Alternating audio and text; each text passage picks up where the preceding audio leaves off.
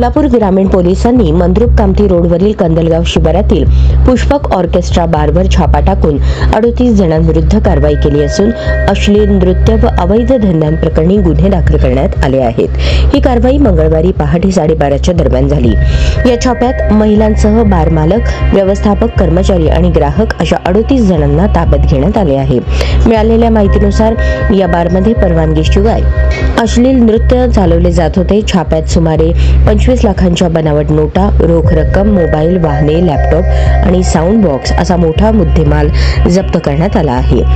कारवाईचा तपशील सोलापूर ग्रामीण पोलीस अधीक्षकांच्या परवानगीने पोलीस उपनिरीक्षक राजू डांगे यांच्या नेतृत्वाखाली आणि पोलीस निरीक्षक मनोज पवार यांच्या मार्गदर्शनाखाली ही कारवाई पार पडली। माहिती मिळताच पोलिसांनी 55 साक्षीदारांसह बारवरती छापा टाकला असता महिला अश्लील हावभाव करत स्टेजवर नाचताना आढळल्या आणि ग्राहक नकली नोटा उधळून मजा घेत होते। कारवाईतील आरोपी या प्रकरणातील कोलकाता, गुजरात, दिल्ली, बेंगलोर आणि सोलापूरसह विविध ठिकाणांहून आलेल्या महिलांचा आणि ग्राहकांचा यात समावेश आहे। पोलीस तपास सुरू आहे। पोलीस उपनिरीक्षक राजू डांगे यांच्याकडे हा तपास सोपवण्यात आला आहे। जप्त रोख व बनावट नोटांचा स्रोत, महिलांचे नेटवर्क, आर्थिक व्यवहार आणि परवाना धारकतेचा तपास सुरू आहे।